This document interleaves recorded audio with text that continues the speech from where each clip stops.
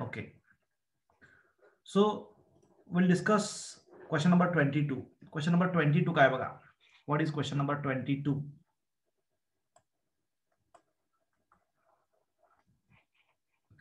If omega is the angular velocity of rotation of the earth about an axis and r is the radius, the decrease in weight of a body near the equator is 40%. म्हणजे इक्वेटरला 40% न weight decrease झालं असं mention आहे. Then new angular speed will be. आता आपण एक formula घेतला होता बघा इफेक्ट ऑफ लॅटिट्यूडचा. What is effect of latitude on acceleration due to gravity? G dash is equal to G minus R omega square cos square of phi. तर phi is the latitude. इक्वेटरसाठी फायची value 0 असते. G E is equal to G minus R omega square. पोलसाठी latitude 90 असतं. Cos 90 ची value 0 येणार.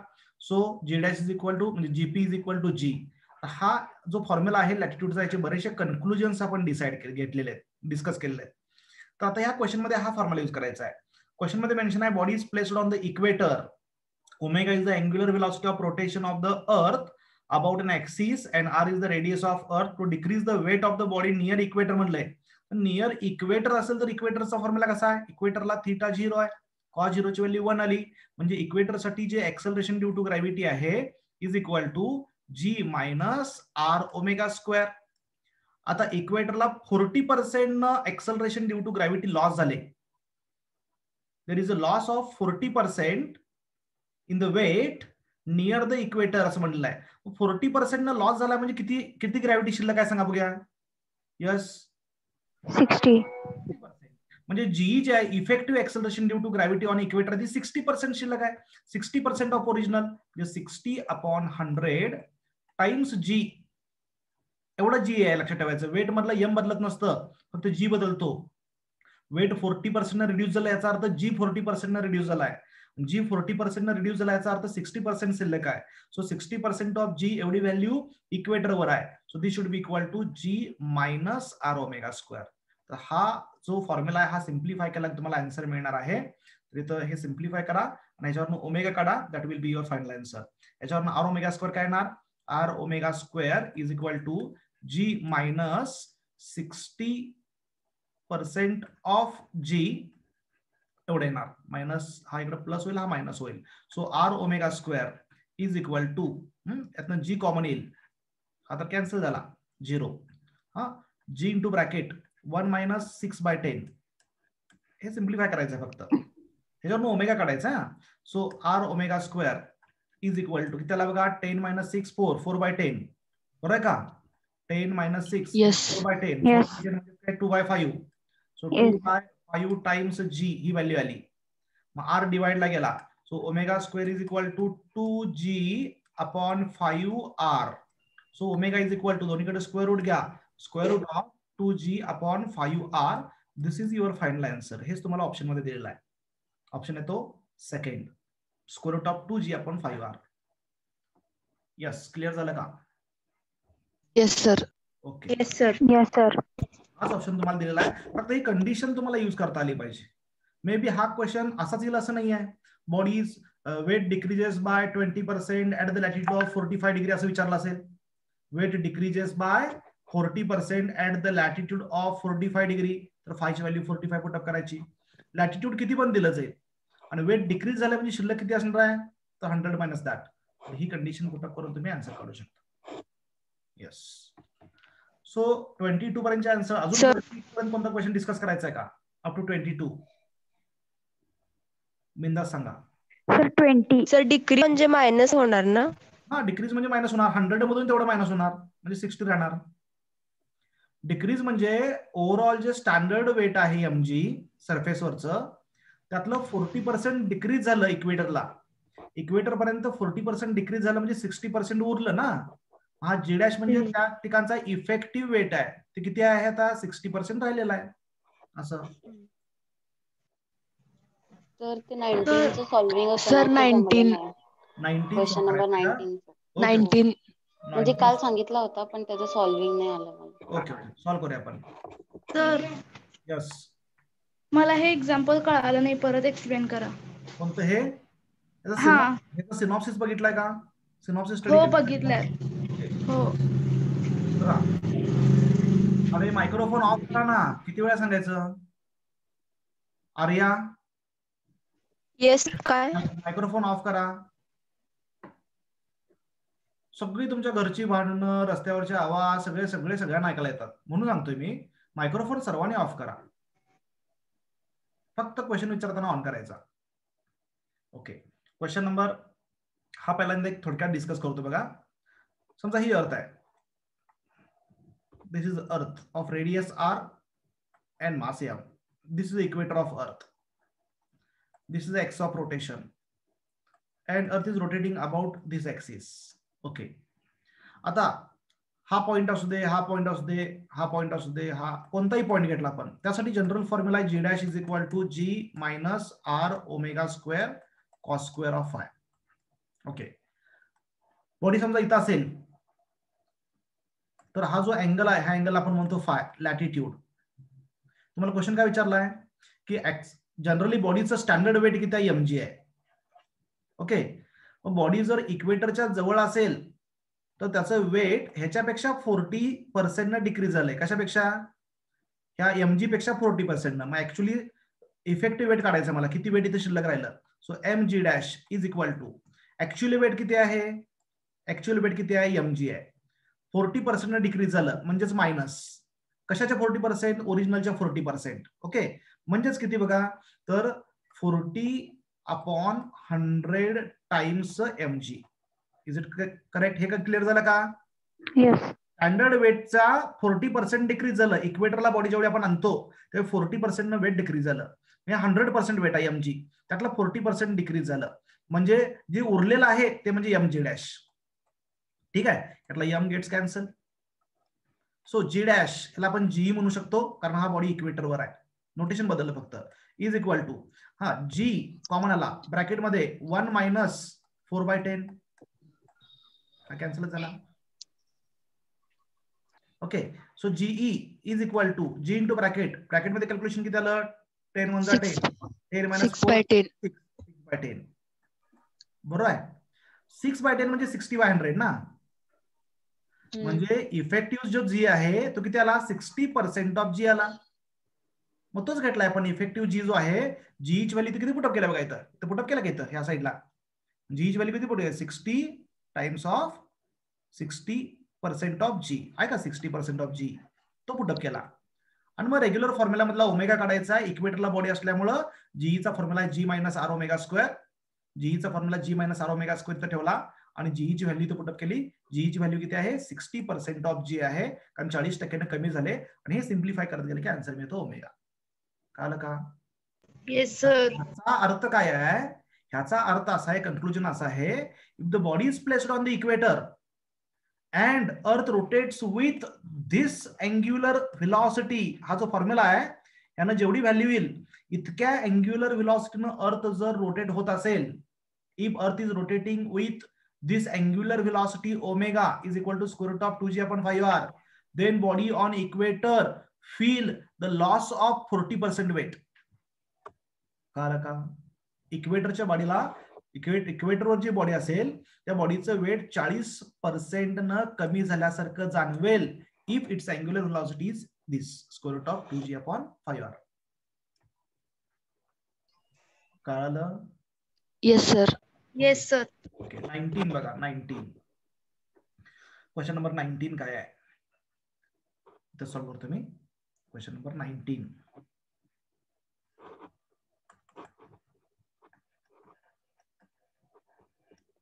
Question number 19 काय आहे? assuming that earth is a sphere of uniform density,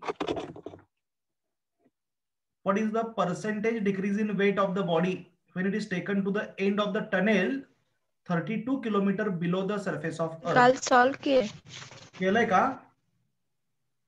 हो सर. मग येत नाही आन्सर? 0.5% येते. होय, मी सोडून दाखवलेच की काल हे. होय. ठीक आहे, नेक्स्ट क्वेश्चन. काल झालं सर. 20. ओके, 20 मध्ये बघा, if the radius of earth shrinks by 20 पण झालंय. अरे तुम्ही मग रिपीट का करायला लावालाय मला? हे जे लोक 20 पण झालं सर. 20 पण एस्टिमेशन वगैरे यूज करायचं डायरेक्ट. त्याचा व्हिडिओ पाठवतो मी लास्ट लेक्चरचा. हा ओके सर. 22 पर्यंत डिस्कस झालंय ना. हो. पुढचे आन्सर सांगतो सर लक्षात. 23 सांगा. किती. एक लक्षात घ्या, आपला वेळ जास्त नाही आहे. मॅक्झिमम क्वेश्चन्स तुम्ही सॉल्व्ह करा, जे डाऊट असतील तेवढेच विचारा. मी 22 पासून पुढचे 10 क्वेश्चनचे आन्सर सांगतो. त्यात काय डाऊट असेल तर आपण डिस्कस करूया. 23चा आन्सर येतं थर्ड. नोट डाऊन करून घ्या. 23चा आन्सर येतं थर्ड. सर आन्सर सांगितलेत. कितीपर्यंत सांगितलेत. 30 पर्यंत सांगितलं. 30 पर्यंत. 30. ओके, मग 23 डिस्कस करायचा आहे का. हो. Okay. Yes sir. Question number 23 बघा. 23. Orbital velocity of artificial satellite in the circular orbit just above the earth surface. Just above ला अंडरलाईन करून घ्यायचं, तिकडे लक्ष पाहिजे आपलं. कंडिशन्स क्वेश्चन मध्ये काय मेन्शन केलं तिकडे लक्ष पाहिजे. जस्ट अबोव आहे म्हणजे small r is equal to capital r, हे लक्षात आलं पाहिजे. हा क्वेश्चन वाचताना अगदी केअरफुली रीड करायचा. Orbital velocity of artificial satellite in the circular orbit just above the earth surface is v. जी क्रिटिकल वेलॉसिटी दिले just above the earth surface, म्हणजे व्ही चा फॉर्म्युला काय सांगा बघा. V is equal to square root of GM/R. capital R, because it is very close to the earth surface. If the satellite is orbiting at an altitude half the earth's radius, then orbital velocity is. आता orbital velocity काढायची दुसरी. कशासाठी. जे satellite height वर आहे at an altitude of half the radius, त्यासाठी काढायचे आहे. म्हणजे ज्या सॅटेलाइटची हाईट रेडियसच्या हाफ आहे, हाईट म्हणतोय मी, त्यासाठी फॉर्म्युला असा आहे ना, GM upon R plus H. जे सॅटेलाइट हाईट वर आहे त्यासाठी असा फॉर्म्युला आहे. मग सिम्प्लिफाय करू शकतो आपण. Is equal to square root of GM upon R plus height किती दिले, half the R/2. R/2.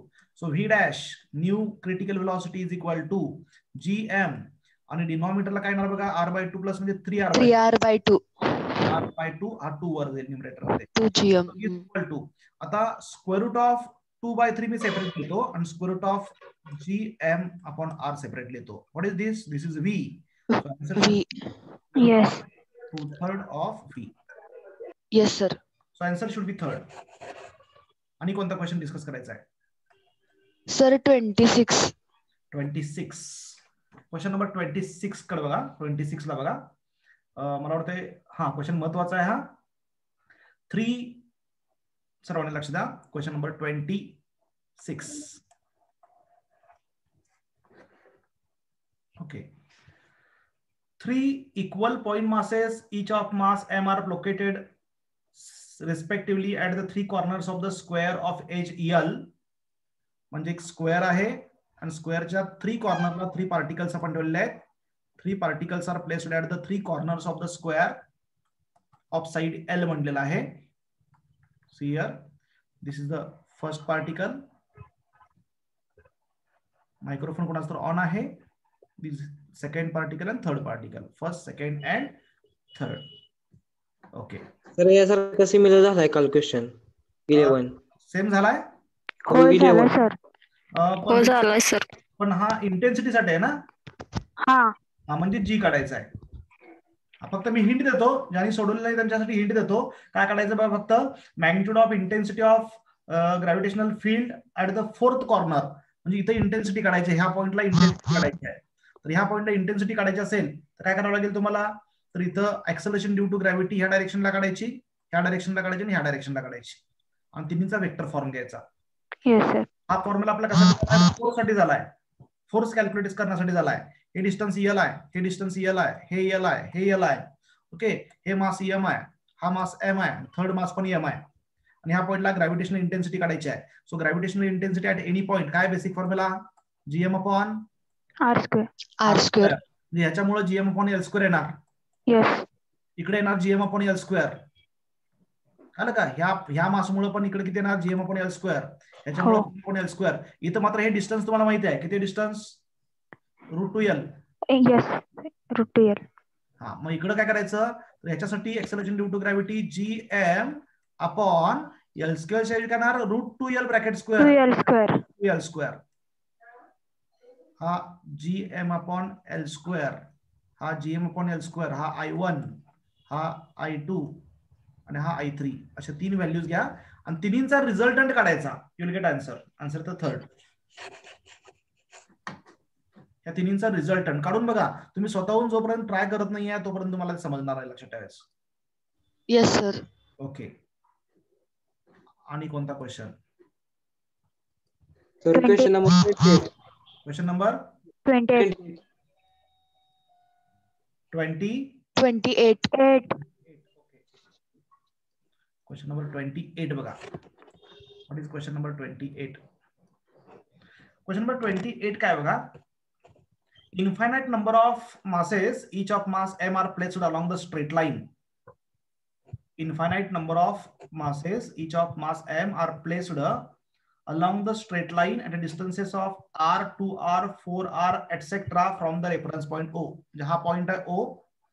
Suppose this O आणि इथून r डिस्टन्स वर, त्यानंतर 2r डिस्टन्स वर, त्यानंतर 4r डिस्टन्स वर, दिस डिस्टन्स r, त्यानंतर 2r, 4r, अशा बॉडीज ठेवल्या. Different bodies are placed on the straight line. ही फर्स्ट बॉडी आहे, तर सेकंड बॉडी आहे, तर थर्ड बॉडी आहे, and so on. First distance r आहे, सेकंड डिस्टन्स 2r आहे, आणि थर्ड डिस्टन्स 4r आहे, and so on. Okay. Bodies are placed at different distances from the reference point O, असा question दिलेला आहे. Then the gravitational intensity at a point O will be. असं infinity पर्यंत bodies आहेत, up to infinity. म्हणजे 4r नंतर काय येणार, 8r, मग 16r, 32r, अशा डिफरंट बॉडीज आहेत. इन्फायनाइट नंबर ऑफ बॉडीज ठेवलेल्या आहेत आणि इथं पॉइंट आहे फक्त, इथं बॉडी नाही आहे. तर ह्या O तुम्हाला ग्रॅव्हिटेशनल फील्ड इंटेन्सिटी काढायची आहे. Due to first body, due to second body, due to third body, due to fourth body, fifth body, and so on up to infinity. ह्याचा अर्थ इथे इन्फायनाइट सिरीजचा फॉर्म्युला यूज करायला लागेल. हा, कसं यूज करायचं लक्षात ठेवा. असे काही क्वेश्चन तुम्हाला लक्षात ठेवायला लागतील. तर पहिल्या बॉडीमुळे इंटेन्सिटी किती असणार सांगा मला. What is intensity due to first body? First body GM/R². M/R². Small r². हा. दुसऱ्या बॉडीमुळे इंटेन्सिटी किती असेल? GM/4r². 2r bracket square. I3 किती असणार? GM/4r. बेसिक फॉर्म्युलाच मी यूज केला. GM/R², GM/R², GM, पण डिस्टन्स घेतलं, GM डिस्टन्स स्क्वेअर. आता या सगळ्यांची ऍडिशन करावं लागेल, कारण सगळे हे जे मासेस आहेत ह्या O पॉइंटच्या रेफरन्स पॉइंटला इकडेच ओढणार ना. All intensities are in the same direction. असं असतं, एक बॉडी इकडच्या साईडला आणि एक बॉडी इकडच्या साईडला, आता ते कॅन्सलेशन झालं असतं. म्हणजे इथं रेफरन्स पॉइंट आहे समजा O, आणि इकडे एक बॉडी ठेवली आणि इकडे एक बॉडी ठेवले, तर ही बॉडी इकडे ओढणार, ही बॉडी इकडे ओढणार. इंटेन्सिटी अपोजिट डायरेक्शनला आहे. इंटेन्सिटीचं वेक्टर, त्यामुळे सबस्ट्रॅक्शन करायला लागली असती. पण सगळे असल्यामुळं all masses attract the reference point towards the same direction. म्हणजे सगळ्या इंटेन्सिटी सेम डायरेक्शनला असल्यामुळे काय होणार, ऍडिशन होणार. So net intensity is equal to, या सगळ्यांची ऍडिशन करायची आहे. ऍडिशन केल्यामुळे GM कॉमन येईल, आणि ब्रॅकेटमध्ये काय होणार बघा, ब्रॅकेटमध्ये 1/R² प्लस 1/R² पण कॉमन नाही, घेऊया की नंतर, तुम्हाला सांगतो की पर्यंत. हा R² पण कॉमन येईल. 1/4R² plus 1/16R² plus and so on. त्यातला 1/R² परत कॉमन येईल. So I is equal to GM/R². हा कॉमन आला. ब्रॅकेटमध्ये काय होणार बघा, ब्रॅकेटमध्ये 1/1 plus 1/4 1/16. So I is equal to GM/R² as it is. ब्रॅकेटमध्ये आता हे तुम्हाला एक लक्षात ठेवावं लागेल. 1/, हा 2⁻²0, 1/2², 1/2⁴ अँड सो ऑन. म्हणजे एक सिरीज आहे. असे 4 फॉर्म्युले तुम्हाला मी नंतर देतो. ऑसिलेशन मध्ये पण असे फॉर्म्युले यूज करायचे आहेत. ठीक आहे, सॉरी, इलेक्ट्रोस्टॅटिक्स मध्ये असे 3-4 फॉर्म्युलेज आहेत. तर हा फॉर्म्युला लक्षात ठेवा. हा फॉर्म्युला कसा आहे, हा सिक्वेन्स अँड सिरीज मधला फॉर्म्युला आहे. तर हे जर तुम्हाला सिम्प्लिफाय करायचं असेल तर कसं करता येईल बघा. हा 1/, हा लॉजिकली पण आन्सर घेता येईल का? सर जॉमेट्रिक प्रोग्रेशनचा फॉर्म्युला वापरला तरी येते. प्रोग्रेशनचा फॉर्म्युला यूज करू शकतो आपण, जे असा फॉर्म्युला असेल सेरीज, जॉमेट्रिक प्रोग्रेशनचा ए प्लस एपीचा फॉर्म्युला.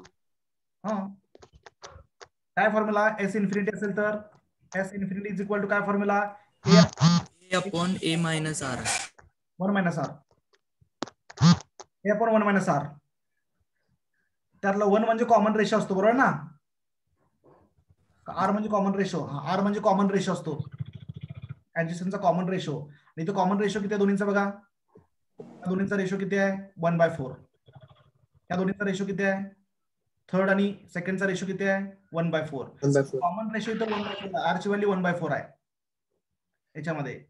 तर हा फॉर्म्युला मी असा घेऊ शकतो, इज इक्वल टू ए म्हणजे काय, व्हॉट इज ए, ह्या फॉर्म्युल्यामध्ये ए म्हणजे काय असते, फर्स्ट टर्म. फर्स्ट टर्म यातली फर्स्ट टर्म किती आहे 1च आहे ना, तो ती पुटअप करूया आपण. So gm upon R square as it is, आणि ब्रॅकेट मधलं जे कॅल्क्युलेशन आहे ते ह्या फॉर्म्युलाने यूज करायचं. फर्स्ट टर्म 1 आहे, okay, 1 upon 1 minus common ratio किती आहे लगतच्या दोनचा 1/4. कुठल्याही लगतच्या दोनचा कॉमन रेशो घ्या, कॉमन रेशो किती आहे 1/4, म्हणजे हा 1/4 आला. So is equal to gm upon R square into bracket 1 upon हा किती आला बघा 4 - 1 3/4, म्हणजे किती आला 4/3 आला वर, 4/3 gm अपॉन आर स्क्वेअर.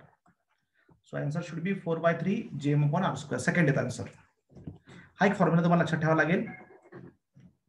मॅथमॅटिक्सचे काही फॉर्म्युले तुम्हाला लक्षातच ठेवावे लागतील. ट्रिग्नोमेट्रीचे काही फॉर्म्युले, double angle formula, half angle formula, decomposition formula असेल, सिक्वेन्शियल सीरीजचा फॉर्म्युला असेल, एपीजीपीचे फॉर्म्युले असतील, ते प्रॉब्लेम थ्रू लक्षात ठेवायचं. फार पण मॅथमॅटिक्स करायची गरज नाहीये, ठराविक प्रॉब्लेम थ्रू ते लक्षात ठेवायचं. असं प्रॉब्लेम कसं सॉल्व्ह करायचं हे लक्षात ठेवायला पाहिजे तुम्हाला. येस, क्लिअर झालं का? हो सर. Yes sir.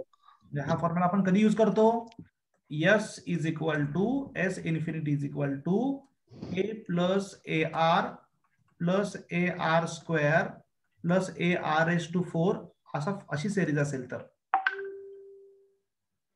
ओके, तर हा फॉर्म्युला यूज करायचा आहे. हवा असेल तर स्क्रीनशॉट घ्या, पटकन स्क्रीनशॉट घ्या.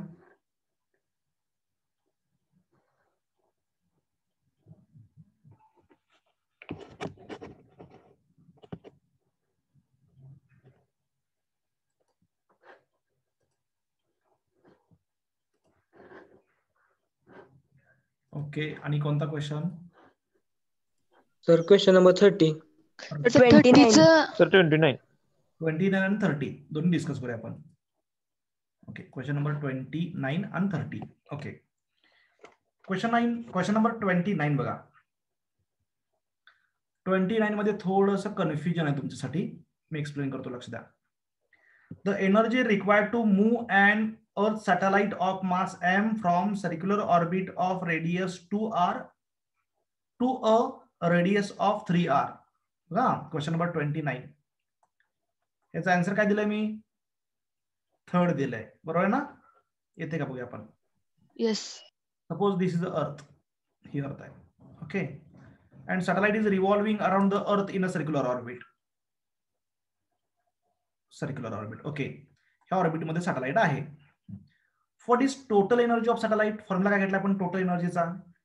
Yes, what is total energy of satellite, formula काय आहे, minus gm upon 2r. m upon 2r. Kinetic एनर्जीचा फॉर्म्युला आणि टोटल एनर्जीचा फॉर्म्युला सेम असतो. Kinetic energy is positive, total energy is negative. Satellite is bound to the earth. एवढी energy supply केली तर हे फ्री होतं, म्हणून याला म्हणायचं बाइंडिंग एनर्जी, पॉझिटिव्ह घेतली तर. हे आपण डिस्कस केलेलं आहे. Is it correct? Yes sir. आता ऍक्च्युली प्रॅक्टिकली जर विचार केला तर सॅटेलाइट ऑर्बिट मधून आपण शिफ्ट करलोय दुसऱ्या ऑर्बिटमध्ये, मग सॅटेलाइट ऍट रेस्ट असतं का ऑर्बिटला? नाहीये, मोशन मध्ये असतं ना सॅटेलाइट. ऑर्बिटमध्ये सॅटेलाइट ऍट रेस्ट असतं का? नाही. म्हणजे डिवाइडला 2 घ्यायला पाहिजे. काही बुक मध्ये काय केलंय, काही बुक मध्ये ह्या ऑर्बिट मधून दुसऱ्या ऑर्बिटमध्ये आपल्याला शिफ्ट करायचं आहे, तर ह्या ऑर्बिटमध्ये सॅटेलाइट ऍट रेस्ट आहे कन्सिडर केलंय, आणि ऍट रेस्ट कन्सिडर असेल तर 2 येणार नाहीये, कारण सॅटेलाइट ऍट रेस्ट असेल तर बाइंडिंग एनर्जीचा फॉर्म्युला काय आहे, GMM/R आहे, फक्त 2 नाही आहे. कारण 2 फॅक्टर कायनेटिक एनर्जी मुळे असतो, मी सांगितलं तुम्हाला, कळतंय का? ओके. म्हणजे सॅटेलाइट मोशन मध्ये असेल तर हा फॉर्म्युला असणार, सॅटेलाइट ऍट रेस्ट असेल तर इथं 2 येणार नाही, पुढे लक्षात ठेवायचं. हाईट वर असेल तर स्मॉल r, सरफेसवर असेल तर कॅपिटल R, अशा पण फॉर्म्युले बघितले. So this is the energy of the satellite. आता क्वेश्चन काय आहे, energy required to move the Earth's satellite of mass m from the circular orbit of radius 2r. ह्या ऑर्बिटचे रेडियस 2r दिलेले आहे, ऑर्बिट ऑफ रेडियस 2r म्हणलंय. म्हणजे हा formula काय येणार E1 चा, E1 is equal to minus GMM upon 2 into bracket small r म्हणजे 2r आहे, रेडियस ऑफ ऑर्बिट. बरोबर आहे का? Okay. So what is E1? E1 is equal to minus GMM upon किती आला, 4r. आता हे सॅटेलाइट मला शिफ्ट करायचं आहे सेकंड ऑर्बिट मध्ये, ह्या ऑर्बिट मध्ये शिफ्ट करायचं आहे. We have to shift the satellite from the orbit of radius 2r to a radius of 3r. आता ही जे ऑर्बिट आहे याची रेडियस 3r आहे आणि सॅटेलाइट ह्या ऑर्बिट मधून पुढच्या ऑर्बिट मध्ये शिफ्ट करायचं आहे in the second orbit of radius 3r. तर याच्यासाठी टोटल एनर्जी किती असणार, what is total energy of second orbit? E2 is equal to minus GMM upon 6r times 6r, small r म्हणजे 3r आहे, म्हणजेच मायनस GMM अपॉन 6r झाला. मग तुम्हाला किती एनर्जी द्यावी लागेल, तर जेवढी चेंज इन पोटेन्शियल एनर्जी आहे तेवढी द्यायला लागेल, final energy minus initial energy. What is E2 minus E1? E2 minus E1 म्हणजेच इन्क्रीज इन. मला सांगा पोटेन्शियल एनर्जी इन्क्रीज होणार का डिक्रीज होणार as we going away from the centre? Increase होणार, कारण R वाढला की हा डिक्रीज व्हायला पाहिजे, पण निगेटिव्ह मध्ये आहे. मग निगेटिव्ह मध्ये पोटेन्शियल पण वाढत असतं, पोटेन्शियल एनर्जी पण वाढत असते, जी निगेटिव्ह व्हॅल्यू आहे ती वाढत असते डिनॉमिनेटरला R असेल तर. म्हणजे इन्क्रीज होणार डेफिनेटली, म्हणजे सेकंड ऑर्बिट मध्ये एनर्जी जास्त आहे. सो E2 मायनस E1 काढावं लागेल, तर E2 मायनस E1 काढायचा. So minus GMM upon 10r 6r minus E1, E1 ची व्हॅल्यू मायनस असल्यामुळे मायनस मायनस प्लस झाला, GMM अपॉन 4r ना, 4r. कॅल्क्युलेशन करायचं आहे, बरोबर आहे काय? हे GMM अपॉन R कॉमन आला, 1/4 मायनस 1/6, हे किती येतं, 6 मायनस 4 2, 2/24, 2/24 म्हणजे किती, 1/12, बरोबर आहे का? GMM upon 12R. आला का answer third? Yes sir. Yes. Any doubt? हा, इथं फक्त कन्फ्युजन काय आहे, काही बुक मध्ये याचं सोल्युशन दिलेलं आहे डायरेक्ट आणि आन्सर वेगळं दिलेलं आहे. हे ऍट रेस्ट कन्सिडर करून दिलेलं आहे.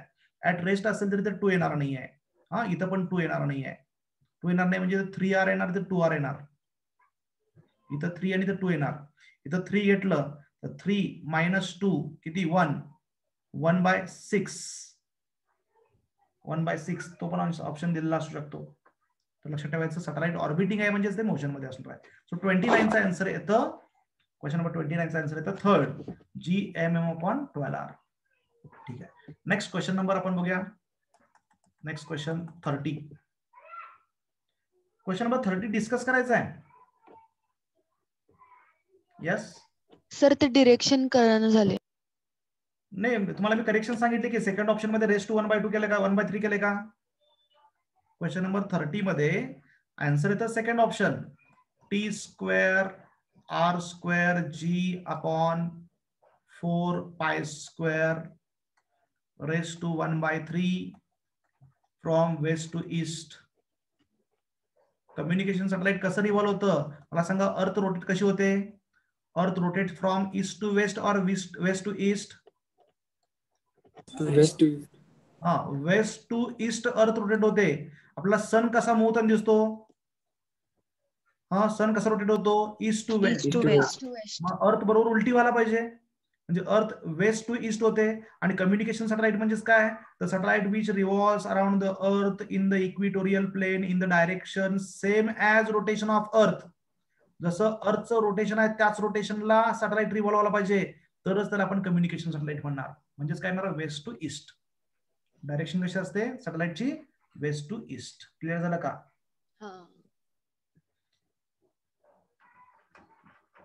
अजून काय डाऊट आहे?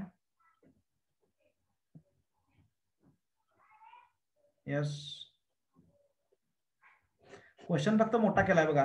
क्वेश्चनचं मिनिंग फक्त तुम्हाला कळायला पाहिजे. Consider an earth satellite so positioned that it appear stationary. याचं मिनिंग काय? याचं मिनिंग काय? सॅटेलाइट तुम्हाला ऍट रेस्ट असल्यासारखं वाटतं असं म्हणलेलं आहे, म्हणजे जिओ स्टेशनरी सॅटेलाइट आहे. To an observer on the अर्थ.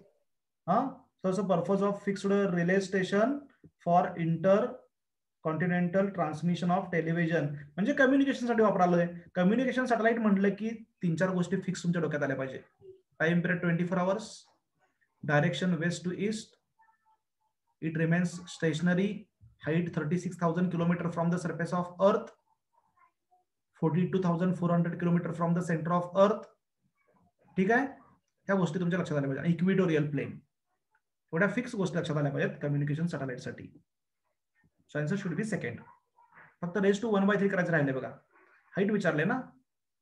फॉर्म्युला काय आला का सर्वांना? का डिराईव्ह करून दाखवू? सर डिराईव्ह करून दाखवू की? अरे सिंपल आहे, लक्ष द्या. What is formula for time period of satellite communication satellite? Tell me. 2 pi under root of r by r cube ना अपॉन जी. बरोबर आहे फॉर्म्युला? yes स्क्वेअरिंग करतो. t square is equal to 4 pi square r cube upon gm. Okay, दोन्हीकडे squaring केलं फक्त नाही. So what is r cube? r क्यूबचा फॉर्म्युला काय येणार बघा. gm मल्टिप्लाय जाईल. So t square gm upon 4 pi square.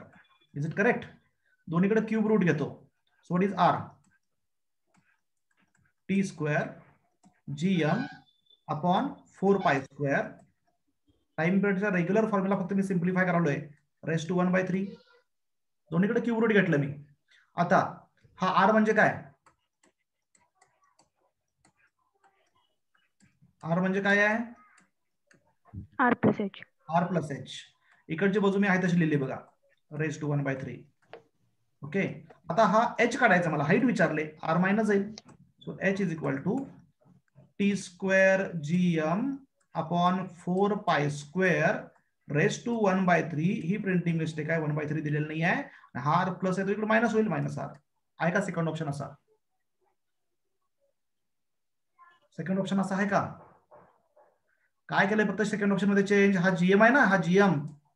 GM is equal to gR square. GM म्हणजे जीआर स्क्वेअर. हे इंटर कन्वर्जन पटकन जमलं पाहिजे. व्हॅल्यू पुटअप करायला आले पाहिजे पटकन. म्हणजे टाइम पिरियडच्या फॉर्म्युल्यावरूनच याचा फॉर्म्युला काढलाय. एका सिनॉप्सिस मध्ये मी डिस्कस केलाय हा height of the communication satellite. Okay, अजून काय डाऊट आहे 30 पर्यंत? नाही. ओके, पटकन स्क्रीनशॉट घ्यायचा, जास्त वेळ लावायचा नाही हवा असेल तर. रेकॉर्डेड लेक्चरची अपेक्षा करू नका. सिनॉप्सिस तेवढा मी रेकॉर्ड करतोय, त्यामुळं हे जे डिस्कशन होलं तिकडे लक्ष पाहिजे तुमचं. आणि जे शॉर्टकट्स असतील, ज्या व्हॅल्यूज असतील त्या नोट डाऊन करायच्या तुम्ही. हिंट असेल ती नोट डाऊन करायची पटकन, कारण लेक्चर रेकॉर्ड करले म्हणजे तुम्ही निवांत राहणार. स्क्रीनशॉट घ्या, सगळे आन्सर्स लिहून ठेवायचे तुम्ही. सर बुकलेट मध्ये सोल्युशन आहेत? बुकलेट मध्ये सोल्युशन कसे असतील? बुकलेट मध्ये सोल्युशन कसे असतील? सोल्युशन नाही बुकलेट मध्ये. बुकलेट मध्ये जर सोल्युशन दिले तर आपल्या मेंदूला चालनाच मिळणार नाही, आपण काहीच करणार नाही. स्वतः सोडवायला पाहिजे ते. ठीक आहे, ओके. तुम्ही सगळे स्वतः क्वेश्चन सोडवायला बघा. फक्त डिस्कशनची वाट बघू नका. मी डिस्कस करण्यापूर्वी तुम्ही ते ट्राय केलेला असला पाहिजे क्वेश्चन, तर तुम्हाला तो समजणार. ओके, नेक्स्ट क्वेश्चन नंबर 30 च्या पुढचे आन्सर सांगतो बघा. Question number 31. 31 फर्स्ट बरोबर आहे, व्हेरी गुड. 32 सेकंड बरोबर आहे. तुम्हाला जे येतं ना तेवढं सांगा, बाकीचं जे येत नाही आपण डिस्कस करूयाच. काही क्वेश्चन्स वेगळे पण असतील याच्यामध्ये. 32 चा आन्सर येतं second. 33 third. 34 third option. Third option. 35 third option. 35 चा आन्सर थर्ड येतं. 36 फर्स्ट ऑप्शन. फर्स्ट बरोबर आहे. 37 थर्ड ऑप्शन. थर्ड ऑप्शन बरोबर आहे. 38 फर्स्ट. 38 लास्ट आन्सर येतं फोर्थ. 39 first option. फर्स्ट बरोबर आहे. आणि question number 40 first option. First option आताच घेतलंय बघा आपण. First option. तर 40 पर्यंत आपण डिस्कशन करूया. यातला कुठला येत नसेल तर. ज्यांनी आन्सर सगळे बरोबर आलेत काय त्यांनी तुमच्या समोर बुकलेट प्रिंट काढून ठेवा म्हणून सांगितलंय मी. बुकलेट सर्वांचं प्रिंट पाहिजे समोर आणि पुढचे क्वेश्चन सोडवण्याचा प्रयत्न करा. जे आलेले आहेत क्वेश्चन त्याच्यामध्ये वेळ घालवू नका. मला सगळ्यांसाठी हे क्वेश्चन डिस्कस करावे लागतील आता. पण ज्यांचे क्वेश्चन्स आले त्यांनी पुढचे क्वेश्चन्स ट्राय करत राहा आताच. ओके, कोणता क्वेश्चन डिस्कस करायचं सांगा. 32. 32. ओके, 32 थोडासा वेगळा आहे, आपण डिस्कस करूया. लक्ष द्या. What is question number 32? Potential energy between the 32 ना. काय क्वेश्चन रीड करा कोणतं स्टार्टिंग. माझ्याकडे बुकलेट वेगळं असू शकतं. तेच आहे sir. Potential energy between two atoms. Okay, the potential energy between two atoms in a molecule is given by. ते पोटेन्शियल एनर्जीचा फॉर्म्युला तुम्हाला दिलेला आहे. Potential energy between two atoms in a molecule is given by. Formula is given. Question number 32 ला formula काय दिलाय बघा. Phi x potential energy which depends on x. Potential energy is a function of x. दोन्ही मधलं जे inter atomic distance आहे त्याच्यावर potential energy depend असते. So this should be equal to A upon x raised to 12 minus B upon x raised to 6 असा फॉर्म्युला दिलाय. आणि काय विचारलंय, where A and B are positive. A and B are positive constants and x is a distance between two atoms. दोन atom मधलं distance जे आहे ते x आहे. तुम्हाला माहिती आहे डिस्टन्स तुम्ही इलॅस्टिसिटी मध्ये स्टडी केलंय बघा. इंटरॲटॉमिक डिस्टन्स जसे चेंज होईल तसं पोटेन्शियल एनर्जी चेंज होते. आणि ही पोटेन्शियल एनर्जी पॉझिटिव्ह रिपल्सिव्ह पण असू शकते आणि अट्रॅक्टिव्ह पण असू शकते. आणि असा ग्राफ होता बघा, मला आठवत असेल तर बघा, असं व्हेरिएशन आहे. हे आपण नंतर बघायचं आहे इलॅस्टिसिटी मध्ये. आता फक्त कन्सेप्ट बघूया आपण. तर हे जे इंटरॲटॉमिक डिस्टन्स आहे त्या डिस्टन्सवर पोटेन्शियल एनर्जी डिपेंड आहे. ओके, आता हा फॉर्म्युला तुम्हाला दिलाय पोटेन्शियलचा. पोटेन्शियल एनर्जीचा फॉर्म्युला ऍक्च्युली हा यू पाहिजे होता. पोटेन्शियल एनर्जी यू आहे. आणि काय विचारलेलं आहे, the molecule is in stable equilibrium. Molecule stable equilibrium मध्ये आहे. Molecule is in the stable equilibrium. तर एक्सची व्हॅल्यू काढायची आहे. ऑप्शन मध्ये बघा, ऑप्शन मध्ये सगळीकडे एक्सच्या व्हॅल्यूज आहेत. म्हणजे एक्सची अशी व्हॅल्यू काढायची आहे ज्या व्हॅल्यूला मॉलिक्यूल स्टेबल इक्विलिब्रियम मध्ये आहे. आता तुम्हाला इथे एकच कन्सेप्ट आठवली पाहिजे, कोणतीही बॉडी स्टेबल इक्विलिब्रियम मध्ये कधी असते, when the body said to be net force 0 असेल.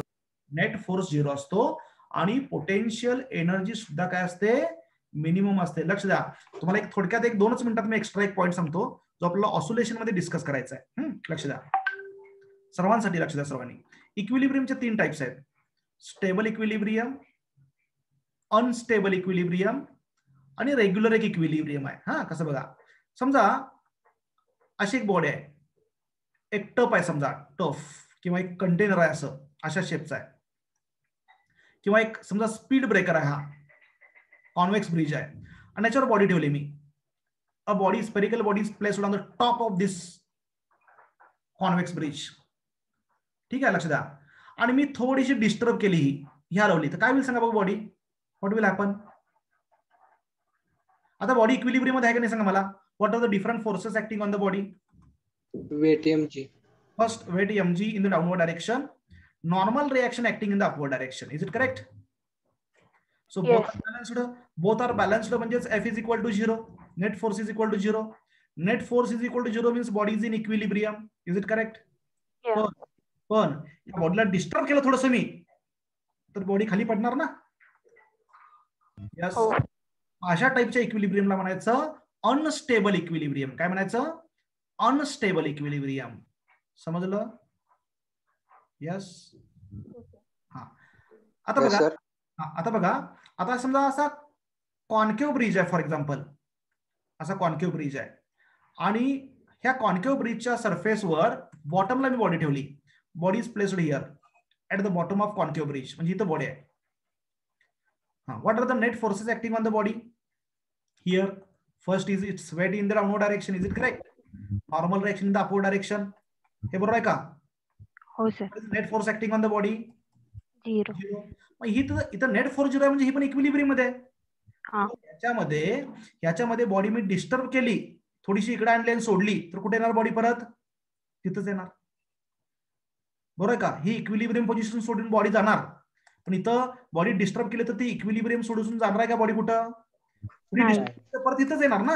ह्याला म्हणायचं स्टेबल इक्विलिब्रियम. ह्या क्वेश्चन मध्ये मेन्शन आहे बघा, स्टेबल इक्विलिब्रियम. ही काय आहे? Unstable equilibrium. म्हणजे अनस्टेबल इक्विलिब्रियम मध्ये बॉडी बघा ग्राउंड पेक्षा थोडीशी वर आहे का? आणि स्टेबल मध्ये ही बॉडी ग्राउंड पेक्षा काय आहे? खाली. रेग्युलर इक्विलिब्रियम मध्ये बॉडी तुम्ही जर डिस्प्लेस केली तर ती प्लेस सोडून जाणार, पण ती अनस्टेबल असणार नाहीये. ओके, इथं पण ही बॉडी इक्विलिब्रियम, ही रेग्युलर इक्विलिब्रियम आपण युज करतो. मग मला सांगा सगळ्यात मिनिमम एनर्जी कुठे आहे? सेकंड केस मध्ये ना. Yes. So potential energy of the body is minimum in the stable equilibrium. Stable equilibrium म्हणजे तुम्हाला काय लक्षात ठेवायचं आहे? In stable equilibrium body is having minimum energy, minimum potential energy. कळलं का? यस. तिन्ही केस मध्ये बॉडी इक्विलिब्रियम मध्येच आहे, पण प्रत्येक केस मध्ये एनर्जी काय, पोटेन्शियल एनर्जी वेगळी आहे. अनस्टेबल मध्ये पोटेन्शियल एनर्जी जास्त असते आणि स्टेबल इक्विलिब्रियम मध्ये पोटेन्शियल एनर्जी मिनिमम असते. समजलं सर्वांना हे? मग याच्यामध्ये मला एवढं कळतं की ह्या फॉर्म्युल्यामध्ये बॉडी स्टेबल इक्विलिब्रियम मध्ये म्हणजे पोटेन्शियल एनर्जी मिनिमम असते किंवा मॅक्झिमम, ती कॉन्स्टंट असणार आहे त्या पोझिशनला. आणि कॉन्स्टंट असेल तर कॉन्स्टंटचं डेरिव्हेटिव्ह काय येतं?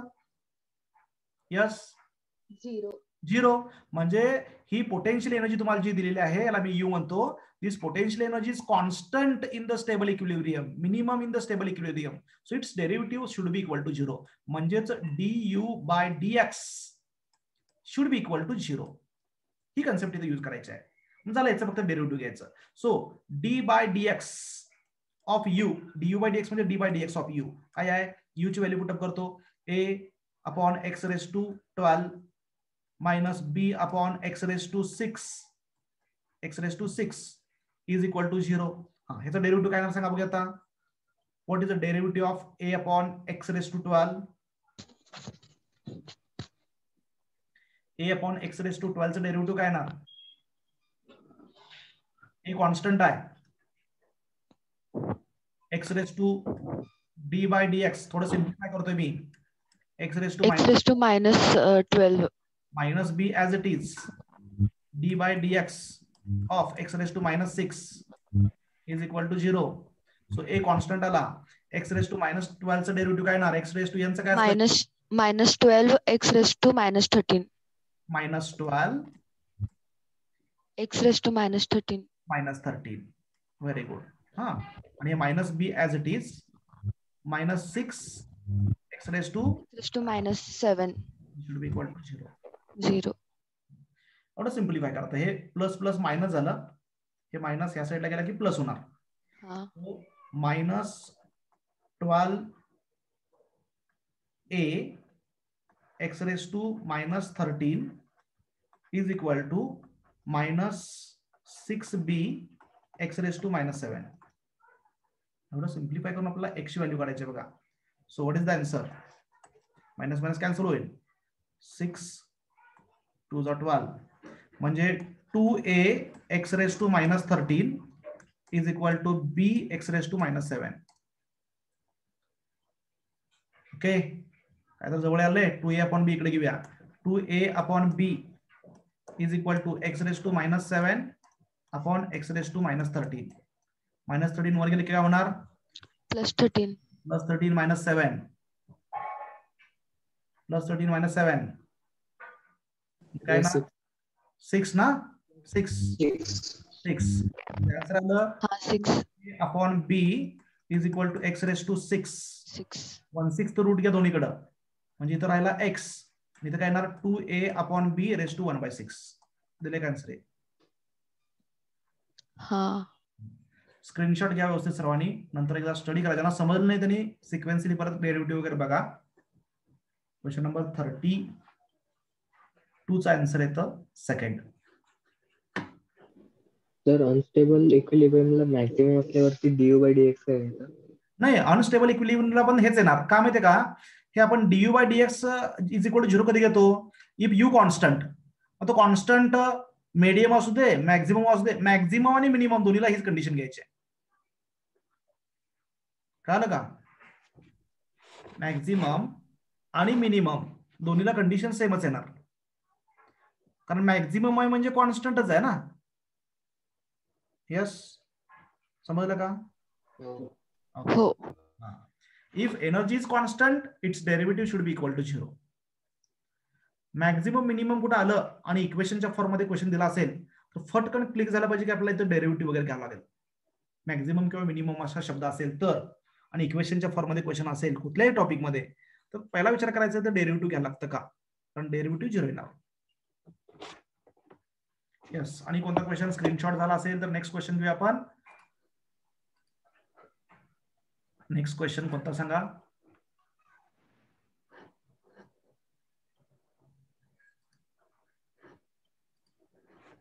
Thirty three.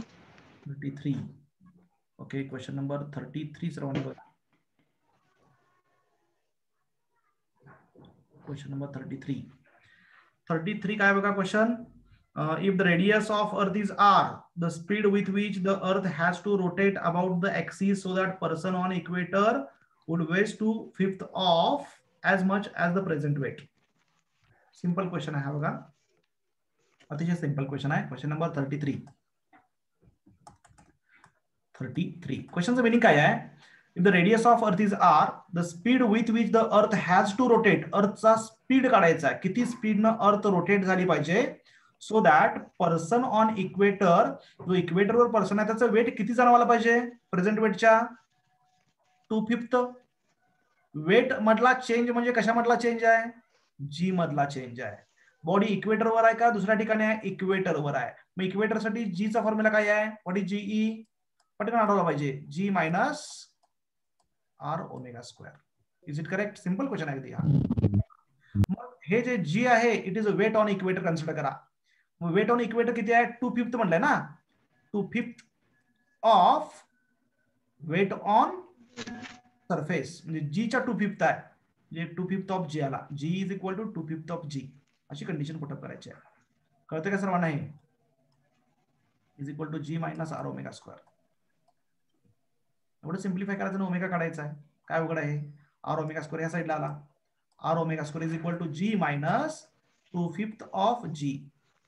So what is R omega square? R omega square is equal to 5 minus 2 म्हणजे 3/5 जी. 3/5 g. So what is the answer? Omega square is equal to 3g upon 5r. 5r. So omega is equal to square root of 3g upon 5r. हे तुमचा answer येणार. Answer येतं third.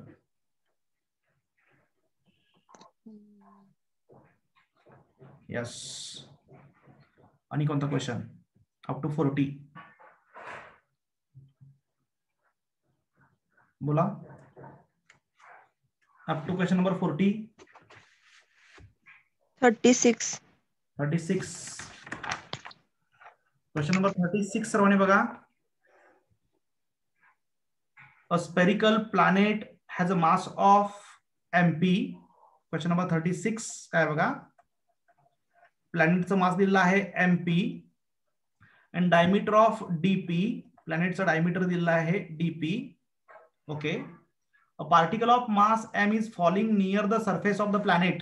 त्या प्लॅनेटच्या सरफेसवर एक particle काय म्हणलाय? Particle of mass m is falling freely near the surface of planet will experience an acceleration due to gravity equal to. म्हणजे काय काढायचं आहे? त्या प्लॅनेटच्या सरफेसच्या जवळ ऍक्सलरेशन ड्यू टू ग्रॅव्हिटी काढायची आहे. किती सोपा क्वेश्चन आहे. हा एक्सेलरेशन ड्यू टू ग्रॅव्हिटी काढायची आहे on the surface of planet. कसं काढता येईल सांगा बघूया. Yes, what is basic formula for acceleration? Acceleration काढायचं का एक्सेलरेशन ड्यू टू ग्रॅव्हिटी काढायची. m by r square. So basic formula आपला g is equal to g m upon r square. Very close to the earth surface असल्यामुळे small R घ्यायचा. आणि planet साठी इथं हा जीपी येईल, इथं एमपी येईल, RP square.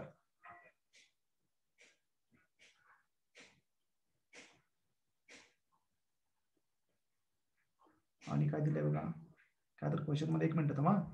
A spherical planet has a mass of mp, diameter of dp. A particle of mass m is falling freely near the surface of the planet will experience an acceleration due to gravity equal to acceleration due to gravity. अरे किती सोपा आहे. फक्त हा r काय करायचा in terms of diameter. Option बघा, option मध्ये फक्त इन टर्म्स ऑफ डायमीटर हा फॉर्म्युला पुट अप करायचा आहे. So what is DP? DP is equal to 2 times RP. बरोबर आहे. सो आरपी ची व्हॅल्यू किती आली? DP by 2. इथे पुट अप करा DP by 2. So G MP upon हा आरपी म्हणजेच काय? DP by 2. त्याचा स्क्वेअर म्हणजे काय आला? dp square by 4. हा 4 न्यूमरेटर मध्ये गेला. 4. Answer should B first. Yes. Notation फक्त बदललेलं आहे. सो आणि कोणता क्वेश्चन? अप टू 40 सांगा. 38. 34. 34 का? हो. 34 पहिला बघा, मग 38 ला जाऊया आपण. So what is question number 34? 34 काय बघा question. Force between two objects of equal mass is F. Force between, महत्वाचा क्वेश्चन आहे बघा, सर्वांनी लक्ष द्या कसा ट्विस्ट केला बघा. Force between two objects of equal mass is F.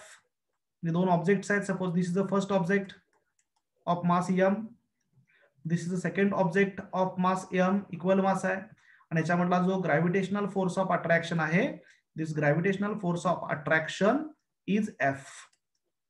आता काय म्हणलंय बघा, if 25% of mass of one object is transferred to other, then new force will be. आता काय केलं, इथलं 25% मास जे दुसऱ्या मासवर कन्वर्ट केलं आपण. फॉर एक्झाम्पल समजा हे 100 आहे, दिस इज 100 kg मास आहे. हे सुद्धा किती आहे?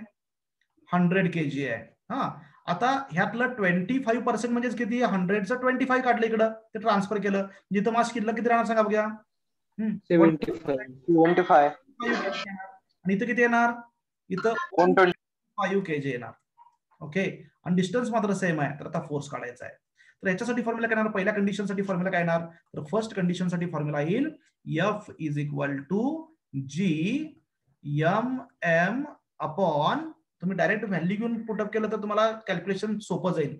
कसं की अशा ठिकाणी पटकन व्हॅल्यू घ्यायच्या. जी एम एम म्हणजे 100 into 100, बरोबर का? 100 into 100, G M M upon R square. R square ची व्हॅल्यू आहे त्याची पुटअप करूया आपण.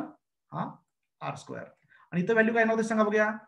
हा F is equal to G 75 into 125. बऱ्याच जणांच्या डोक्यात कसं येतं माहितीये का, इथलं मास इकडे गेलं म्हणजे मास तेवढंच राहिलं, मास दोन्हींचं मिळून सेम आहे म्हणजे फोर्स सेमच राहणार, असं नाही लक्षात ठेवायचं. हा, बरेच जण आन्सर लास्ट लिहिणार का, कारण मास ट्रान्सफर सिस्टीमचं मास सेम आहे असं वाटतं बऱ्याच जणांना. पण इथं सिस्टीमचं मास ट्रान्सफर झालं, सिस्टीमचं मास सेम राहिलं तर ऍडिशन सेम राहणार. आणि इथं ऍडिशन नाही आहे, मल्टिप्लिकेशन आहे फॉर्म्युल्यामध्ये. मल्टिप्लिकेशन बदलणार, बरोबर आहे का, आपण आर स्क्वेअर. तर हे दोन फॉर्म्युले सिम्प्लिफाय केले की तुम्हाला आन्सर मिळणार. काय करा, ह्याच्यावरून काय करा, जी अपॉन आर स्क्वेअर ची व्हॅल्यू काढा. हा जो पहिला फॉर्म्युला आहे त्याच्यावरून जी अपॉन आर स्क्वेअर ची व्हॅल्यू काढा. So what is G upon R square from first formula? किती येणार? एफ अपॉन 10⁴ ना. हा, 10⁴, 10⁴, एफ अपॉन 10⁴. ती व्हॅल्यू इथे पुटअप करा जी अपॉन आर स्क्वेअर ला, एफ डॅश ला. So what is F dash? F dash is equal to G upon R square ची व्हॅल्यू किती आली? एफ अपॉन 10⁴ इंटू 75 इंटू 125 झालं. एवढं सिम्प्लिफाय करा, तुम्हाला आन्सर मिळेल. Answer should be third. Sir हा, ते 125 कसं आलं? बघ यातलं 25 किलोग्राम 100 किलो 100 किलो आहे. त्यातलं 25% म्हणजे 25 किलो याच्यावर ट्रान्सफर केलं. ऑलरेडी 100 आहे. इथलं 25 किलो आला म्हणजे 125 किलो झालं नाही का? 25% म्हणलंय ना. ऑलरेडी मी 100 घेतलंय. 25% म्हणजे 25 kg कडे ट्रान्सफर केलं याच्यावर. ऑलरेडी 100 kg आहेच. प्लस 25 kg यातला ऍड झालं इकडं म्हणजे 125 kg झालंय. आणि इथं 75 किलोग्राम झालं. एवढं कॅल्क्युलेशन सिम्प्लिफाय आहे, सोपा आहे की अवघड नाही आहे. हे 10,000 आहे. एवढं कॅल्क्युलेशन केलं की तुम्हाला आन्सर मिळणार थर्ड. कळलं का? हो sir. Okay. Next question number 38. C question number sir screenshot घ्यायचे. हा नाही, अजून 2 क्वेश्चन सोडल्यानंतर घ्या की. बर. ओके. 38 क्वेश्चन नंबर 38 काय बघा. What is question number 38? तर क्वेश्चन काय आहे? 2 bodies of masses m and 4m are placed at the distance r. This is the first mass m. This is the second mass 4m. They are placed at a distance of. They are separated at a distance of small r. Okay. अशी condition दिलेली आहे. The gravitational potential at a point on the line joining them where the gravitational field is 0. Simple आहे. ज्या ठिकाणी gravitational field 0 आहे तिथलं gravitational potential काढायचं आहे. पहिला आपल्याला ग्रॅव्हिटेशनल इंटेन्सिटी 0 कुठे आहे ते काढावं लागेल. At which point gravitational intensity 0. Gravitational intensity 0 मी इथं मानतो. फॉर एक्झाम्पल लक्ष द्या, इथं मानतो. आणि हे डिस्टन्स x, तर हे काय असणार r मायनस x. क्लिअर होतंय?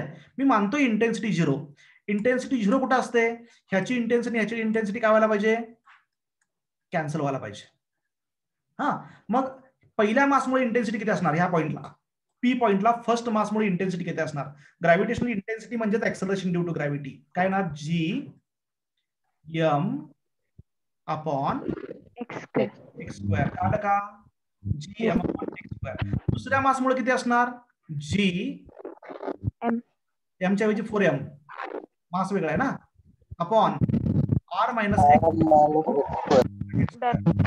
हे दोन्ही इक्वेट करायचं because they cancel each other. They gates cancel each other. आता हे सोडवलं मी, त्यातला जी एम कॅन्सल होईल, हा जी हा एम कॅन्सल होईल. दोन्हीकडे स्क्वेअर रूट घ्या, इथं 1/x उरेल. इज इक्वल टू इथं 2 चा स्क्वेअर रूट, सॉरी 4 चा स्क्वेअर रूट 2 आणि इथं r मायनस एक्स. किती सिंपल आहे बघा. मी लिहिल्यामुळे मोठं वाटलं, तुम्ही डायरेक्ट करू शकता. हे cross multiplication r minus X is equal to 2x. Okay. So what is, हा x कडे प्लस होईल. So r is equal to किती आला? 3x. So what is x? x is equal to r/3. हे सर्वांना कळलं? म्हणजे फर्स्ट बॉडी पासून r/3 डिस्टन्स वर इंटेन्सिटी किती आहे? 0 आहे. मग त्या ठिकाणी तुम्हाला पोटेन्शियल कॅल्क्युलेट करायचं आहे. इथपर्यंत सर्वांना कळलं का सांगा पहिला? हो सर. म्हणजे त्या पॉइंटचं सुरुवातीपासूनचं डिस्टन्स किती आहे? r/3. आणि सेकंड बॉडी पासून डिस्टन्स किती असणार? Yes, r/3. 2r/3. मग मला काय करायचं? इथे पोटेन्शियल काढायचं. हे माझं काम नाहीच आहे, हे मला नकोच आहे. मला डायरेक्ट जर व्हॅल्यू माहिती असती तर मी डायरेक्ट सॉल्व्ह केलं असतं. तर इथं r/3 आणि हे डिस्टन्स आहे. तर gravitational potential is not a vector, gravitational potential is a scalar. त्यामुळे पोटेन्शियलची नेहमी काय होणार? ऍडिशन होणार. तर इंटेन्सिटीची ऍडिशन होणार नाही. इंटेन्सिटी कॅन्सल व्हायला एकमेकाला, बॅलन्स वाले. पण पोटेन्शियल त्या ठिकाणी किती असणार? 0 असणार. फर्स्ट पॉईंट मुळे जे पोटेन्शियल असणार, या फर्स्ट पॉईंट मुळे इथलं पोटेन्शियल, ते पोटेन्शियलचा बेसिक फॉर्म्युला काय आहे? बेसिक फॉर्म्युला पोटेन्शियलचा minus G M upon R. Very good.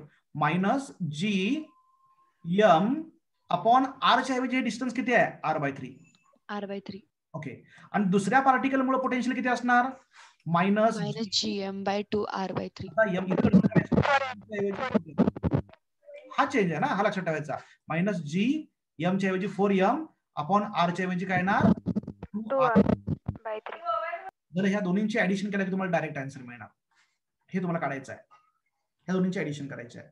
So is equal to minus 3gm upon r. हा पहिला फॉर्म्युला आला. आणि इथं 3 वर गेला समजा, ठीक आहे.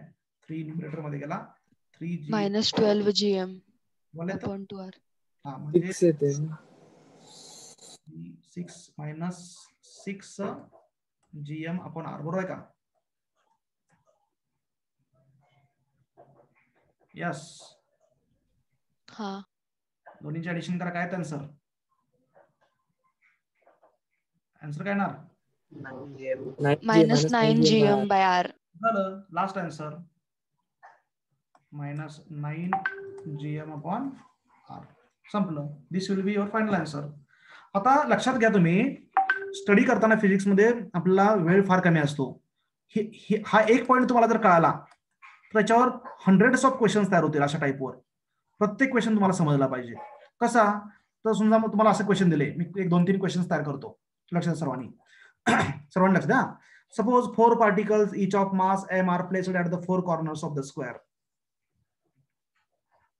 What is gravitational potential at the center?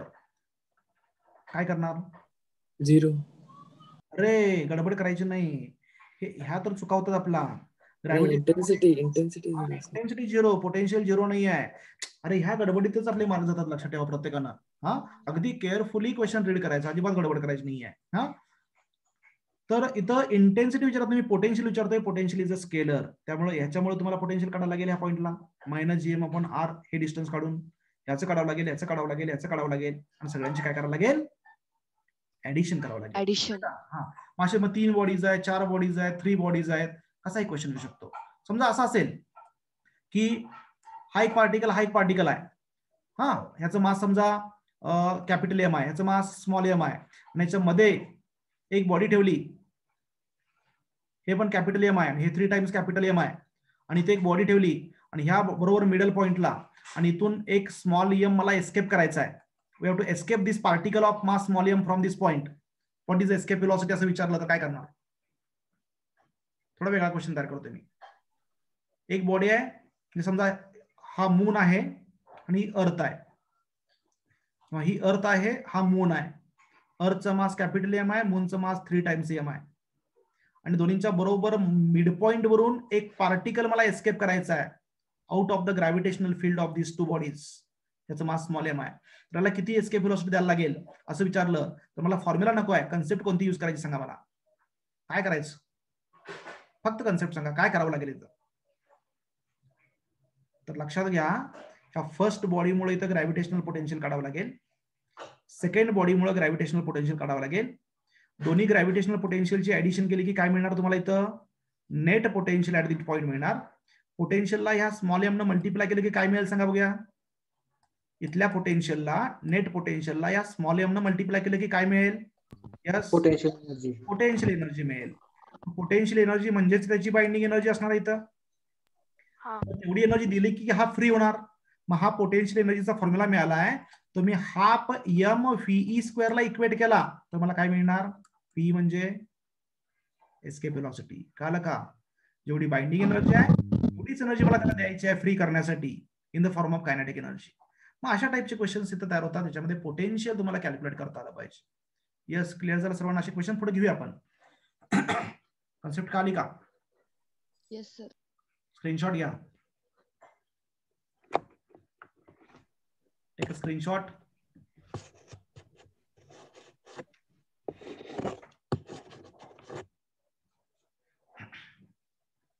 Actually question डिस्कशनला तुम्ही समोर पाहिजे. ऑनलाईनला थोडं समोर असाल तर पटकन आपण सगळे क्वेश्चन बरोबर डिस्कस करू शकतो. Yes, any doubt?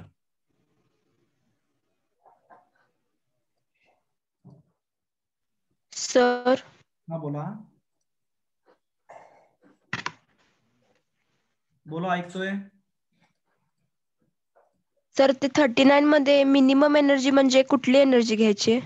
39 मध्ये हा, what is the minimum energy required to launch the satellite of mass m from the surface of earth of mass capital M and radius r in the circular orbit of altitude h. म्हणजे satellite मला launch करायचा आहे अर्थच्या surface वरून, हा, up to altitude of 2r इतक्या हाईटवर launch करायचा आहे. तर अर्थ वरनं मला किती एनर्जी द्यावं लागेल असं विचारलंय.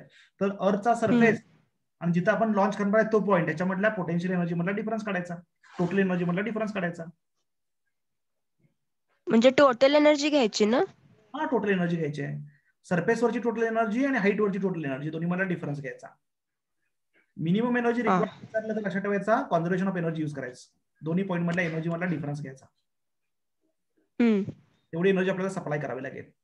सर अल्टिट्यूड म्हणजे हाईटच घ्यायची ना? अल्टिट्यूड म्हणजे हाईट घ्यायची. हा. Circular orbit at an altitude म्हणजे एच घ्यायचा तो. अजून काय डाऊट? नाही. अप टू 40 काय डाऊट आहे का?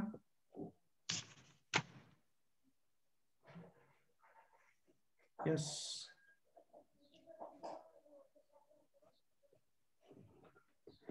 नसेल तर नेक्स्ट आन्सर सांगू का? हो. 41 सेकंड येते सर.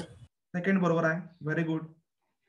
41 सेकंड मला डिस्कस करावं लागेल क्वेश्चन हा. 41 second. 42 third option.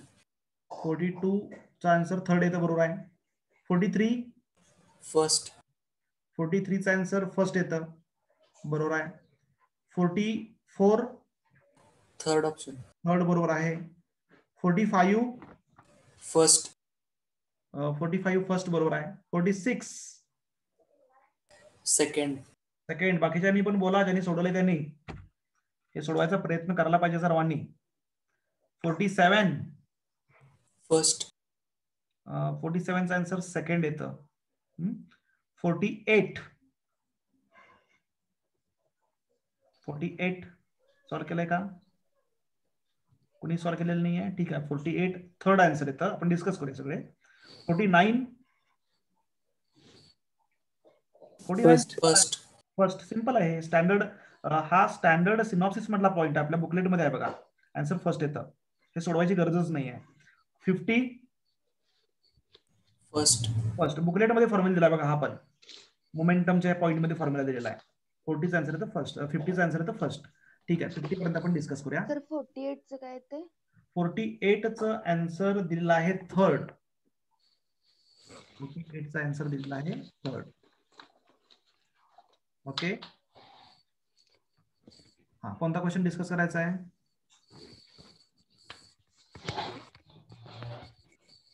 Yes. 41. Okay. 41 थोडासा वेगळा क्वेश्चन आहे. लक्ष द्या.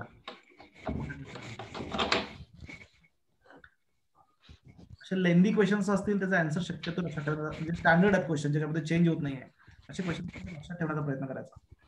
Two bodies of mass m1 m2 are initially at rest at infinite distance apart. म्हणजे सुरुवातीला बॉडी जे आहेत ते इन्फायनाइट डिस्टन्सवर आहेत. Two bodies are at rest at infinite distance apart. ही सुद्धा ही फर्स्ट बॉडी आहे. The body is at rest at infinite distance. या दोन बॉडीज आहेत. Two bodies are at rest at infinite distance from each other. Okay, लक्ष द्या. At rest आहे म्हणजे kinetic energy 0 येणार. Okay. They are then allowed to move towards each other under mutual gravitational attraction. They are allowed to move under the action of their mutual gravitational attraction. त्याच्यावर दुसरा कुठला force apply केलेला नाही आहे. Bodies are moving under the action of only their mutual gravitational attraction. Okay. आणि काय म्हटलंय बघा, the relative velocity of approach at the separation distance are between them. ह्या बॉडी ज्यावेळी अंडर इट्स ओन ग्रॅव्हिटी जर मूव्ह होतील इकडं, दे are moving towards each other, असे मूव्ह आलेत. ही बॉडी इकडे मूव्ह व्हायला लागले आणि ही बॉडी पण इकडे मूव्ह आले. This is moving towards first body. आणि दोन्ही ज्यावेळी समजा असे येतील की ह्या दोन्ही मध्ये डिस्टन्स स्मॉल आर होईल, सेपरेशन किती आलं? स्मॉल आर, त्यावेळी त्याच्यामधली रिलेटिव्ह व्हेलॉसिटी काढायची आहे. Relative velocity. तर याच्यासाठी एक शॉर्टकट फॉर्म्युला आहे. तुम्हाला रिड्युस्ड मासची कन्सेप्ट माहिती आहे का? You know concept of reduced mass? Yes. Anyone? m1 m2 by m1 plus m2. हा, कशी यूज करायची माहिती आहे का? रिलेटिव्ह व्हेलॉसिटीच्या फॉर्म मध्ये रिलेटिव्ह कायनेटिक एनर्जीचा फॉर्म्युला काढताना कशी यूज करायची असते माहिती आहे? हाफ म्हणजे reduced mass into v square. हा, exact. Half into reduced mass into relative velocity square. तर हा जो फॉर्म्युला आहे किंवा ही जी कन्सेप्ट आहे, आपण सेंटर ऑफ मासच्या कन्सेप्ट मध्ये नंतर डिस्कस करायची आहे. आता तुम्हाला थोडक्यात दोन मेथड सांगतो या सॉल्व्ह करायची. एक लेंदी मेथड आहे आणि एक शॉर्टकट मेथड आहे. दोन्ही मेथड मी एक्सप्लेन करतो. लक्ष द्या बघा, सर्वांनी लक्ष द्या. समजा ही बॉडीचं मास एम आहे. सेम मास म्हटले का सुरुवातीला क्वेश्चन मध्ये? two bodies of mass m1 m2 म्हटलेलं आहे. So first mass is m1, okay, m1, and second mass is m2. Okay, both are at rest. सर्वांनी लक्ष द्या. आणि अंडर ओन ग्रॅव्हिटी ते मोशन मध्ये एंटर आहेत आणि स्मॉल आर इतक्या डिस्टन्सवर आल्यानंतर त्यांची आपला रिलेटिव्ह व्हेलॉसिटी काढायची आहे. तर सुरुवातीला बघा, सुरुवातीला याची पोटेन्शियल एनर्जी किती असणार? मला कॉन्झर्वेशन ऑफ एनर्जी यूज करायचं आहे. कॉन्झर्वेशन ऑफ एनर्जी यूज करायचं आहे. तर हे ग्रॅव्हिटेशनल फील्ड मध्ये आहेत म्हणून तर अट्रॅक्शन इथे ऍक्ट होईल ना. ग्रॅव्हिटेशनल अट्रॅक्शन म्हणलेलं आहे. They are moving under the attraction, mutual gravitational attraction. जे ग्रॅव्हिटी फ्री स्पेस मध्ये नाही आहेत, हे ग्रॅव्हिटेशनल फील्ड मध्ये आहेत. इन्फायनाइट डिस्टन्सवर जरी असले तरी काय म्हणलेलं आहे? They are moving under their mutual gravitational attraction असं म्हणलंय. Is it correct? So what is potential energy of first body? -gm1/r. आता हे डिस्टन्स नाही, हे डिस्टन्स मी डी घेतो. Suppose this distance is D. दोन्ही म्हटलं जे डिस्टन्स आहे ते डी घेतो मी. ठीक आहे, म्हणजे इन्फिनिटी पासून ते मूव्ह होत आले आणि ह्या पॉइंटला डी डिस्टन्सवर बॉडीज आहेत. क्वेश्चन मध्ये मेन्शन नाही ना, ते इन्फिनिट डिस्टन्स दिले ना. एक minute. Change in potential energy. Okay, R distance दिलेला आहे. जस्ट मिनिट, क्वेश्चन बघूया काय आहे. कॉन्झर्वेशन ऑफ मोमेंटम आपण यूज करू शकतो. एक्सटर्नल फोर्स 0 नाही आहे. कॉन्झर्वेशन ऑफ एनर्जी नुसार काय घेऊ शकतो आपण? Change in kinetic energy, change in potential energy is equal to gain in kinetic energy. Okay, ठीक आहे. या ठिकाणी बघा, जी लॉस इन पोटेन्शियल एनर्जी आहे, loss in potential energy is equal to gain in kinetic energy. Loss in potential energy is equal to gain in kinetic energy. पण सुरुवातीला infinite distance दिले. इन्फायनाइट डिस्टन्सवर असताना पोटेन्शियल एनर्जी किती असणार सुरुवातीला?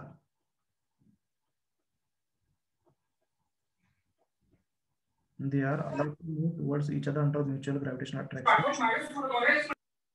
एकच मिनिट हा.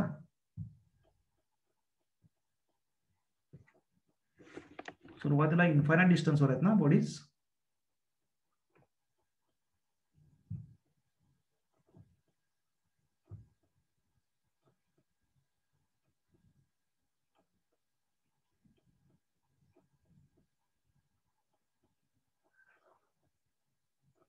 ओके, लक्ष द्या.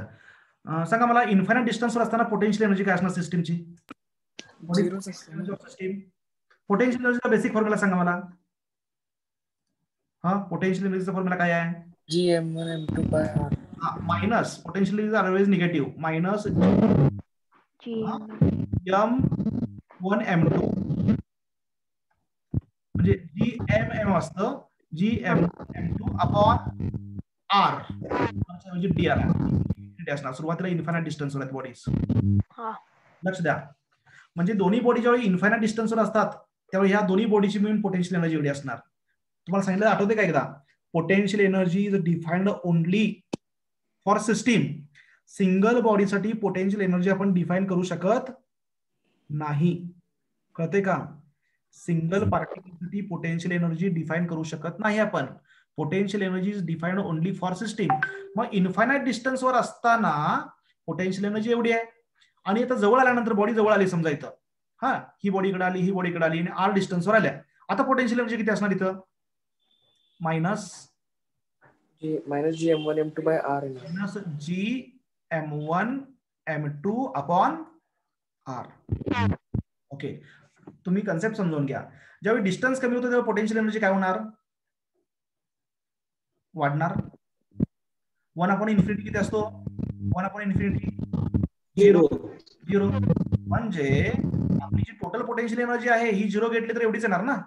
Is it correct? आता ही जी पोटेन्शियल एनर्जी आहे, ही पोटेन्शियल एनर्जी कायनेटिक मध्ये कन्वर्ट होणार. Loss in potential energy is equal to, म्हणजे बॉडी इथून इथपर्यंत आली तर पोटेन्शियल एनर्जी त्याची कमी झाली. कितीने कमी झाली? तर एवढ्याने कमी झाली. म्हणजे ही फायनल पोटेन्शियल एनर्जी आहे. Final potential energy minus initial potential energy, म्हणजे actually change in potential energy किती आली? gmm upon r. Is it correct? Change is always positive. इतकी पोटेन्शियल एनर्जी कमी झाली ह्या सिस्टीमची आणि ती कशामध्ये कन्वर्ट होणार? It is converted into kinetic energy. आता मला सांगा, ह्याचा स्पीड समजा हा v1 आहे, ह्याचा स्पीड ह्या बॉडीचा v2 आहे, मला रिलेटिव्ह व्हेलॉसिटी काढायची दोन्हींची. तर दोन्हींचा v1 v2 स्पीड असेल तर कायनेटिक एनर्जी काय असणार दोन्हींची? This should be equal to half m1 v1 square plus half m2 v2 square. Concept समजते का बघा? मी पुन्हा एकदा एक्सप्लेन करतो, लक्ष द्या. सुरुवातीला बॉडी इन्फायनाइट डिस्टन्सवर आहेत. इन्फायनाइट डिस्टन्सवर असतील तर त्याची पोटेन्शियल एनर्जी 0 असणार, जेवढी आली. मग ही पोटेन्शियल एनर्जी काय होत चालले तर कमी होत चालले. 0 म्हणजे मॅक्झिमम असते ना, आठवते का? मॅक्झिमम व्हॅल्यू किती असते? 0 असते. जसं ही बॉडी जवळ येतील दोन्ही, तर तसं सिस्टीमची पोटेन्शियल एनर्जी काय वाले? कमी 0 पेक्षा कमी वाले. मग टोटल ती कितीने कमी झाली तर फायनल मधून इनिशियल मायनस करायला पाहिजे. मग आता इथे पोटेन्शियल एनर्जी किती आहे तर एवढी आहे. 0 मधून एवढी काय करायला पाहिजे? मायनस करायला. मायनस दिस मायनस काय होणार? Plus. Change in potential energy किती मिळाली? gm/r. Increase in potential energy किती मिळाली? इन्क्रीज नाही, डिक्रीज. इन्क्रीज का डिक्रीज? डिक्रीज. तर ही जी डिक्रीज झालेली पोटेन्शियल एनर्जी ती कशामध्ये कन्वर्ट होणार? कायनेटिक एनर्जी मध्ये.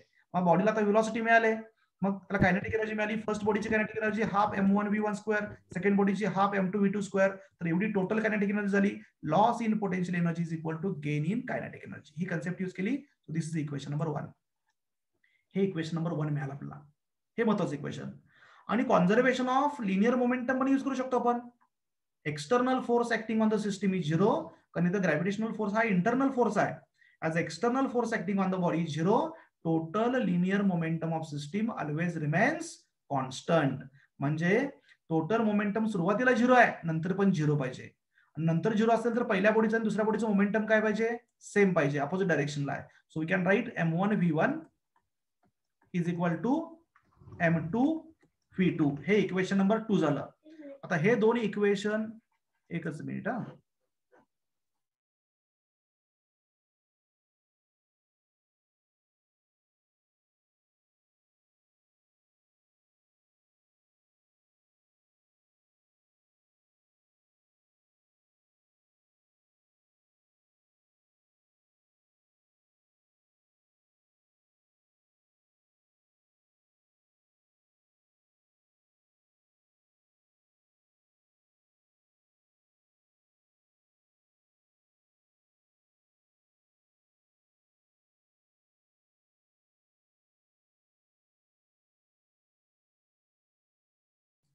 ओके. तर हे दोन इक्वेशन सॉल्व्ह केलं तुम्हाला आन्सर मिळणार. हे कॅल्क्युलेशन थोडंसं करून बघा. इक्वेशन 1 आणि इक्वेशन 2 सॉल्व्ह केला की तुम्हाला v1 काढता येतो.